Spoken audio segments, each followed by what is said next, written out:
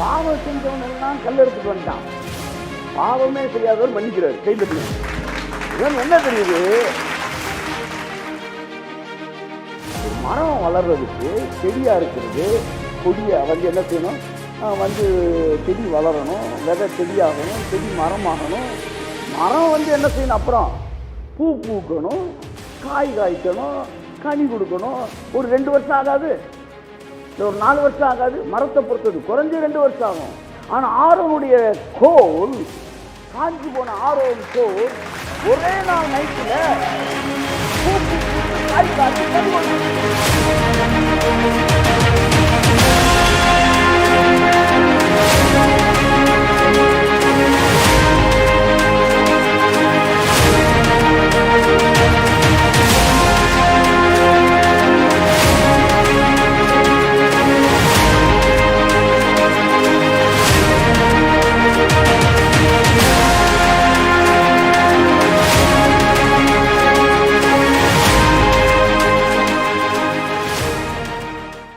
தேவனுடைய பிரசன்னம் என்பது தேவனை உணர்கிற ஒரு இடம். ஆலயம் என்பது it's not the place to watch something, it's the place to experience something. அது தேவனோடு பேசுகிற இடம். ஆகவே நீங்கள் அமர்ந்திருக்கும் போது தேவனோடு பேசிக்கொண்டு அமர்ந்திருங்கள்.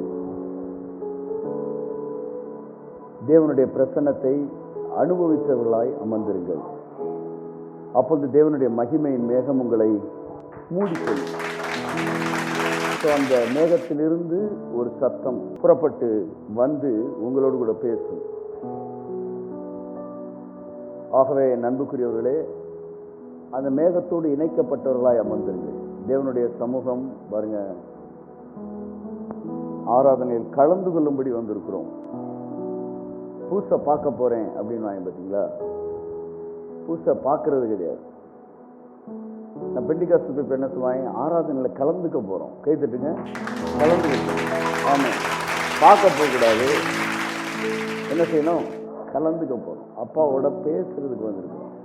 ஹல்லேலூயா. இந்த வார்த்தையை பிடிக்க மாட்டேங்குது, அப்படியே அலக்கழிக்குது. கிருபைனாலே ஒருத்தன் வந்து சொன்னான் பாருங்க, ஆண்டவரே நான் வாரத்தில் 2 தரம் உபவாசிக்கிறேன். வாழைப்பழத்தை சொல்லுங்க, முடிங்க, உரிச்சு வச்சிருக்கு. உபவாசம்னு நெஞ்சில் அடிச்சுக்கிறாத. உன் உபவாசத்தை பெருமையா பேசாத. வாழைப்பழத்தை சொல்லுங்க, உரிச்சு வச்சிருக்கு.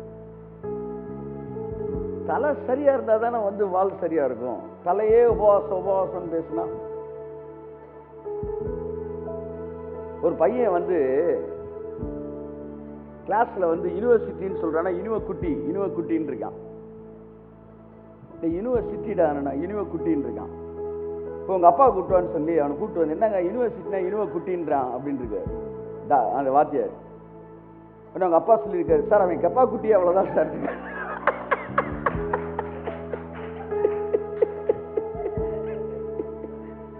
அவன் கப்பா குட்டி அவ்வளவுதான் சார் இருக்காரு. அப்புறம் தான் தெரிஞ்சிருக்கு, பிள்ளைய உபவாசம் நெஞ்சில் அடிச்சுக்கிட்டு இருக்குன்னா தலையே அப்படிதான் அடிச்சுக்கிட்டு இருக்கு. முன்னாடி நின்று நான் 2 தடவை உபவாசிக்கிறேன். பின்னாடி ஒருத்தர் நின்றான். நான் என்று சொல்ல எனக்கென்றும் இல்லை, திறமன்னு சொல்ல என்னிடம் எதுவும் இல்லை. கையொட்டே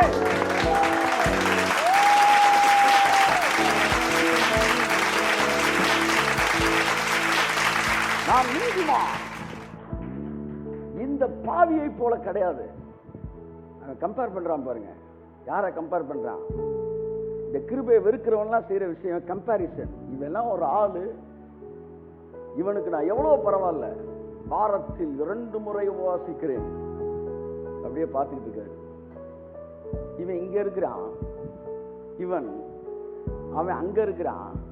அவன் வாழ்க்கையின் வளர்ச்சி அப்படின்னா இந்த நான் அழிஞ்சுக்கிட்டே வருது பார்த்தீங்களா? இது அழிய அழிய அழிய நீங்க வளர்ந்துக்கிட்டே இருக்கீங்க. எல்லாரும் பாருங்க, மனிதர்கள் மத்தியில் தான் பெரியவனா இருக்குன்னு விரும்புறாங்க. அதனாலதான் நான் யார் தெரியுமா அப்படின்னு சொல்றான்னா அவன் மனுஷன் முன்னாடி பெரியவனா இருக்க விரும்புறான்னு அர்த்தம். ஆனா கிறிஸ்தவ வாழ்க்கை என்பது நான் அழிஞ்சுக்கிட்டே வரணும். ஒருத்தர் பெரிய லெவல்ல சைன் பண்றாரு, என்னன்னு அர்த்தம்? அவர் நான பெரிய லெவல்ல அழிச்சிட்டாருன்னு அர்த்தம். அப்ப யோவான் சொன்னான், நான் சிறுகவும் அவர் பெருகவும். அவன் சொன்னான், நான் சிறுகவும் சிறுகவும் சிறுகவும் சொல்ல சொல்ல பைபிள் சொல்லிச்சு, அவன் தேவனுடைய பார்வையில் பெரியவனாயிருந்தான். ஸ்திரீகளிடத்தில் பிறந்தவனிலும் யோவான் சானகனை பார்க்கிலும் பெரியவன் ஒருவனும் இல்லை. 2 தடவை பைபிள் எனக்கு தெரிஞ்சு யோவான் சானகனை பெரியவன்ற வார்த்தையை பயன்படுத்துது. ஒன்று, அவன் பிறக்கிறதுக்கு முன்னாடி அவன் தேவனுடைய பார்வையில் பெரியவனா இருப்பான். 2வது, அவன் ஸ்திரீகளிடத்தில் பிறந்தவரில் யோவான் ஸ்நானகனை பார்க்கிலும் பெரியவன் ஒருவனும் இல்லை. ஏன் பைபிள் அவனை பெரியவன் பெரியவன் சொல்லுது? அவன் சொல்றான், நான் என்று சொல்ல எனக்கொன்றும் இல்லை, சொல்ல என்னிடம் எதுவும் இல்லை. நான் என்று சொல்ல சொல்ல எனக்கொன்றும் இல்லை, இல்லை சொல்ல என்னிடம் எதுவும் இல்லை. தகுதியில்லா என்னை உயர்த்தியது உங்க கிருபை, உங்க கிருபை இல்லைனா நானும் இல்லை. ஆமென். உங்க கிருபை இல்லைனா நானும் இல்லை. கையை தட்டி, உங்க கிருபை வேண்டுமே, உங்க கிருபை போதுமே, உங்க கிருபை இல்லாம நான் ஒன்றும் இல்லையே. உங்க கிருபை வேண்டும், கிருபை போதும், உங்க கிருபை இல்லாம நான் ஒன்றும் இல்லையே இயேசுவே.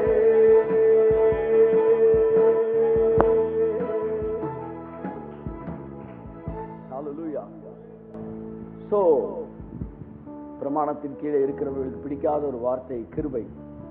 அவங்க பார்வையில் கிருபன் ஒருத்தன் பேசிட்டா அவன் பாவி. எப்படி கிருபன் பேசிட்டா பாவியா தாண்டே இருக்கணும் அப்படின்னு ஒரு பிக்சர். ஏன்னா என்ன ஒரு பெரிய விஷயம்னா, பாவம் செஞ்சவன் எல்லாம் கல் எடுத்துட்டு வந்துட்டான், பாவமே செய்யாதவர் மன்னிக்கிறாரு. கை தட்டுங்க. என்ன தெரியுது? ஒருத்தனை மன்னிக்கிறதுக்கு மனசு இருக்குன்னா அவன் நிறைய பெரிய அளவுல பாவம் செய்யாதவன்னு அர்த்தம். ஒருத்தன் பனிஷ்மெண்ட்டுக்கு பயங்கரமா இருக்கானா அவன் அந்த பாவத்துல ரொம்ப ஆசையா செஞ்சுக்கிட்டு இருக்கான்னு அர்த்தம். சோ பாவத்துக்கு அடிமையானவர்கள் தான் தண்டிக்க வருகிறார்கள், பாவத்திலிருந்து விடுதலை பெற்றவர்கள் மன்னிக்கவே வருகிறார்கள். பாருங்க, வீட்டுல தாத்தா பாட்டியோட வாழ்ந்தவங்களுக்கு தெரியும், கூட்டு குடித்தனமா இருந்தா தான் அதெல்லாம் தெரியும். ஒத்த மரமா இருந்தா தெரியாது. அண்ணன் தம்பி அக்கா பிள்ளைகள் கப்ப கப்ப கப்பன்னு வாழ்ந்துருக்காங்க பாருங்க, அவங்களுக்கு தான் லவ்னு என்னன்னு தெரியும். அப்ப இந்த அப்பா திட்டும் போது தாத்தா உள்ள வருவார் பாருங்க, ஏ விடுறா நீ என்ன பண்ண எங்களுக்கு தெரியாதா உன் வயசுல. அப்ப தாத்தாவுக்கு பாட்டிக்கு இந்த மன்னிக்கிறதுக்கு ஒரு மனசு இருக்கு பார்த்தீங்களா? அது ஏன் தெரியுமா?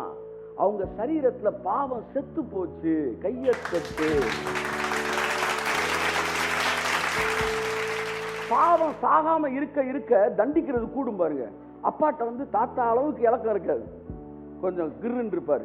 ஆனா அவர் கூட கொஞ்சம் இலங்குவார். அண்ணன் அதை விட முன்னுக்கு நிற்பான். அப்படின்னு அவன் பெரிய கோல்மாலை பின்னாடி பண்ணிட்டு இருக்கான்னு அர்த்தம்.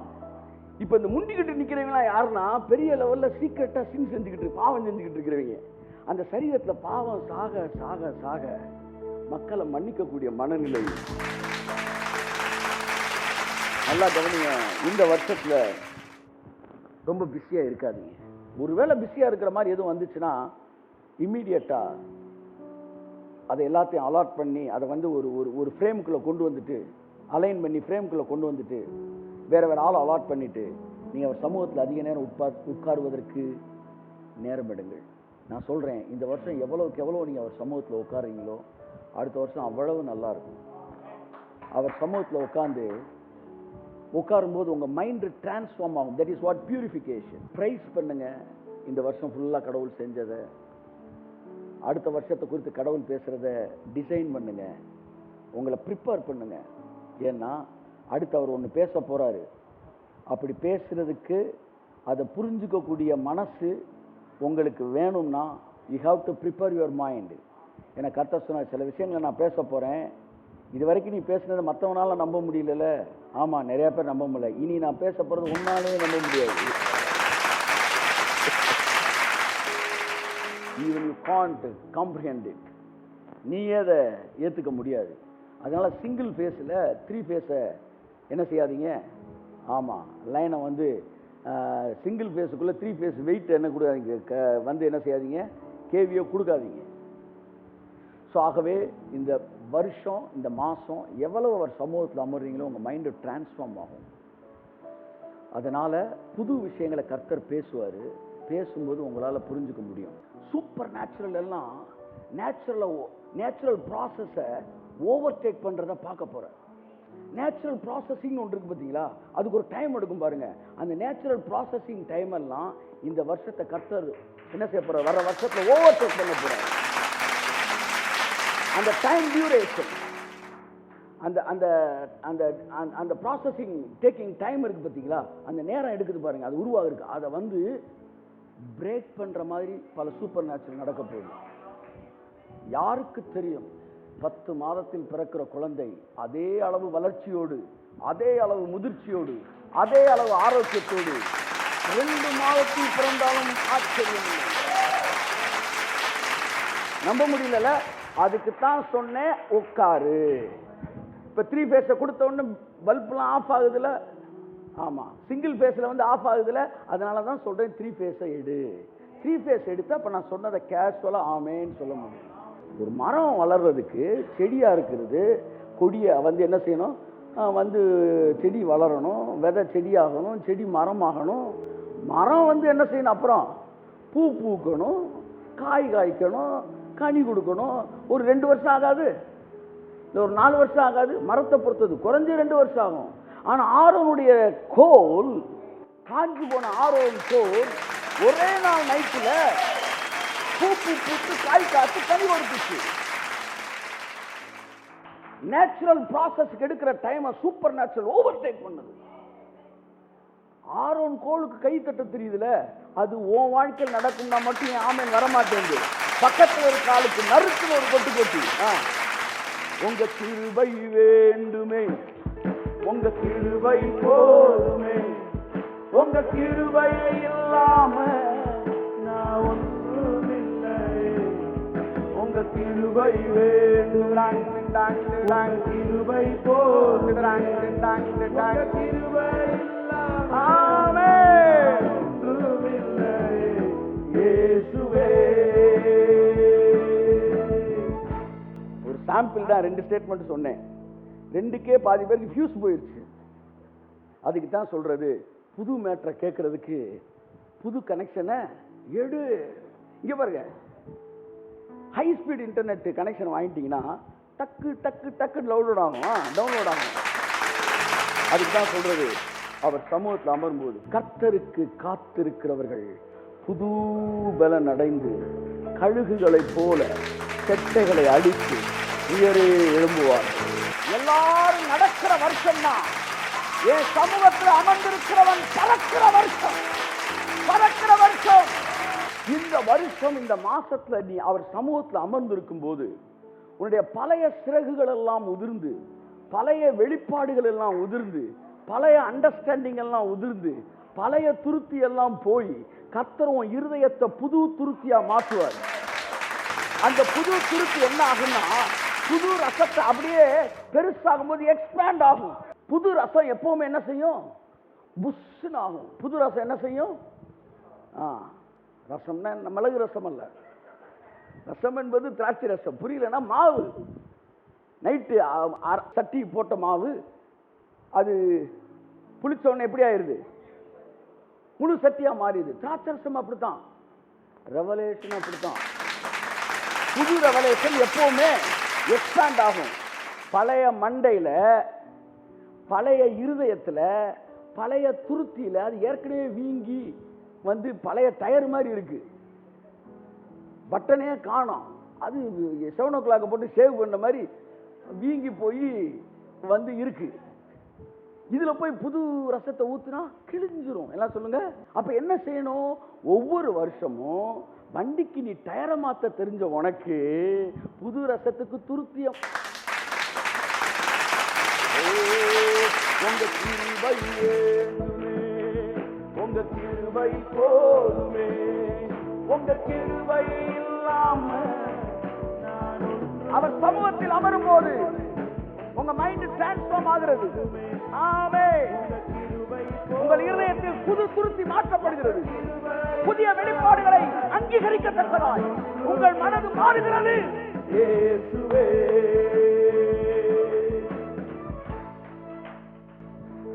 சோ நீங்க இப்ப என்ன பண்றீங்க?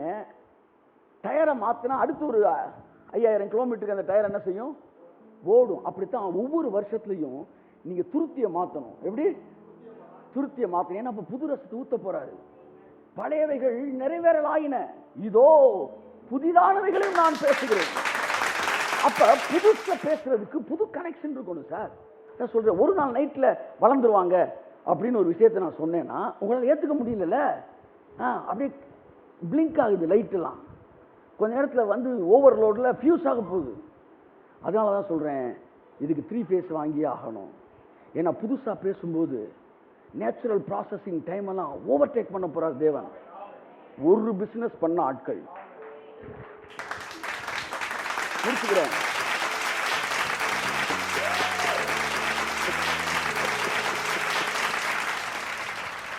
ஆவியானவர் சொல்றதுக்கு முன்னாடியே சொல்லிடுறாரு, ஒரு பிசினஸ் பண்ண ஆட்கள் 100 பிசினஸ் பண்ண போறீங்க. 100 பிசினஸ். கர்த்தர் சொன்னாரு 100 பிசினஸ். ஆண்டவரே, ஒரு பிசினஸ் 100 பிரான்ச் இல்ல, ஒரு பிசினஸ் 100 பிரான்ச் சொல்லல, 100 பிசினஸ்.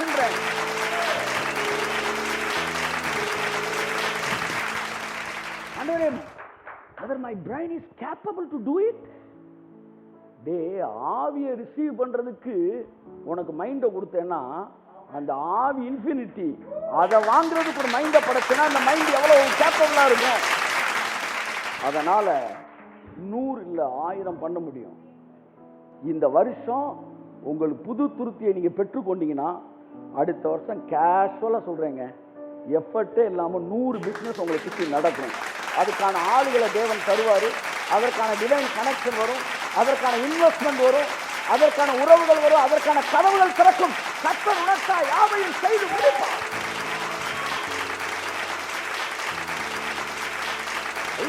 supernatural growth. ஆமா, எனக்கு ட்ரெய்லர் காமிச்சிட்டாரு கர்த்தர். அப்ப தெரிஞ்சு அடுத்த வருஷம் இதெல்லாம் நடக்க போகுது. ஹீரோ யாரு, வில்லன் யாரு, என்ன பண்றாங்க, என்ன நடக்க போகுது, எல்லாம் அப்படியே தெரியும் உங்களுக்கு. என் அன்புக்குரியவர்களே, அவருடைய சமூகத்தில் அமர்ந்திருக்கக்கூடிய ஒரு வேலை எந்த மாசத்துல ரொம்ப அதிகமா முக்கியமா இருக்கணும்னா டிசம்பர் மாசம். ஏன்னா ஒரு புதிதான ஒரு வருஷத்துக்குள்ள உலகத்துக்குள்ள நுழைய போறீங்க. அதை குறித்த கிறிஸ்டல் கிளியரா உங்கள்கிட்ட பேசுவார். வரும் காரியங்களை என்னிடத்தில் கேளுங்கள். எப்படி வார்த்தை பாருங்க, கேளுங்கன்றாரு. நானே உங்களுக்கு எல்லாவற்றையும் ஆதி முதற்கொண்டு அந்தம் வரைக்கும் சகலத்தையும் என்ன செய்றேன், நான் அறிவிக்கிறேன். கர்த்தர் எல்லாத்தையும் நமக்கு அறிவிக்கிறாராம். ஒரு காரியத்தின் முதல் முடிவிலிருந்து அது துவக்கத்தை அறிவிக்கிறாராம். ஆகவே ஒரு குருடனாய் வருகிற வருஷத்துல நம்ம நுழையக்கூடாது. தெளிவான ஒரு மனதோடு நுழையணும். அதற்கு என்ன செய்யணும்? அவருடைய சமூகத்தில் அமர்ந்துருங்க. இந்த மாதம் காத்திருக்கிற மாதம். கழுகு என்ன செய்யும்? அது போய் காத்திருக்குமா,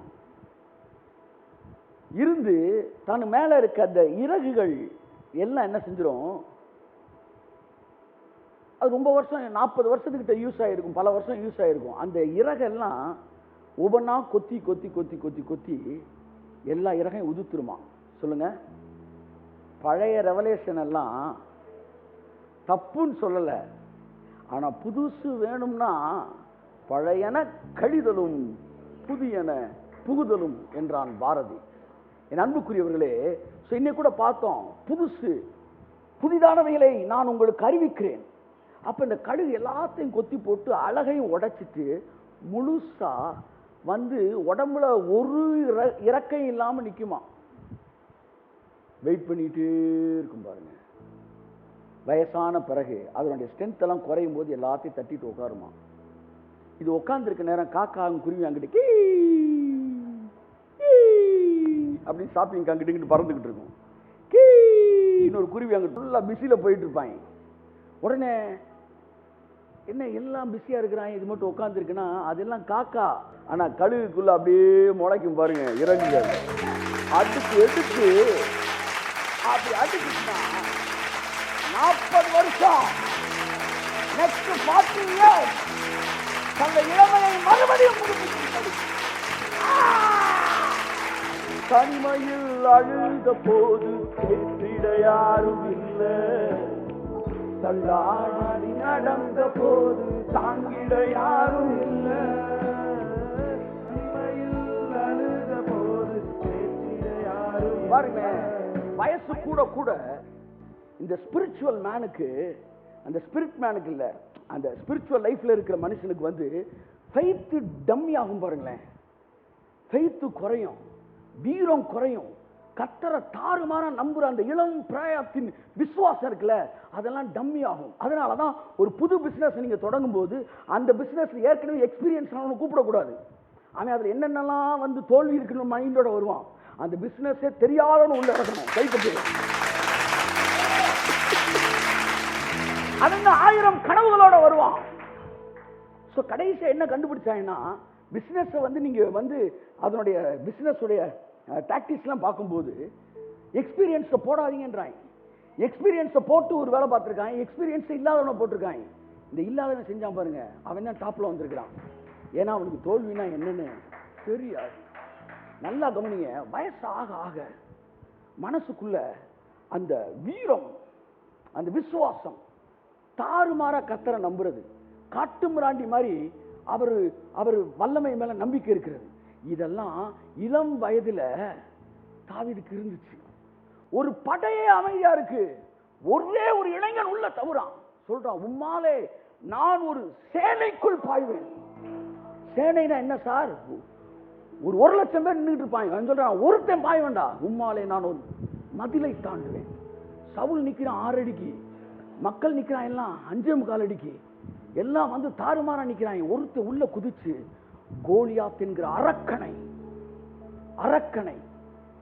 ஏறக்குறைய 12 அடிக்கிட்ட 9 அங்குலத்துக்கு மேல இருந்தாங்க. சோ பாருங்க, 9 அங்கிட்டு ஒரு 4 15 அடி போஸ்ட் மரத்தை கொண்டு வந்து வாசல்ல நட்டுட்டாங்கடான்ற மாதிரி 15 அடியில நடந்துகிட்டு இருக்கிறான். அவனை 5 அடியில ஒரே ஆள் அடிச்சான். வெறி, விசுவாசம். கர்த்தர் இருக்கார கூட, டே போடா ஆண்டவனே நம்ம பக்கம் இருக்கான் அப்படி நடத்த. இதே தாவீது எல்லாம் சொல்லுங்க, இதே தாவீது ராஜாவான போது, பெலிஸ்தியர்களோடு படையெடுத்த போது எத்தனை பேர் நம்ம பக்கம் இருக்கான் என்றா அப்படின்றான்.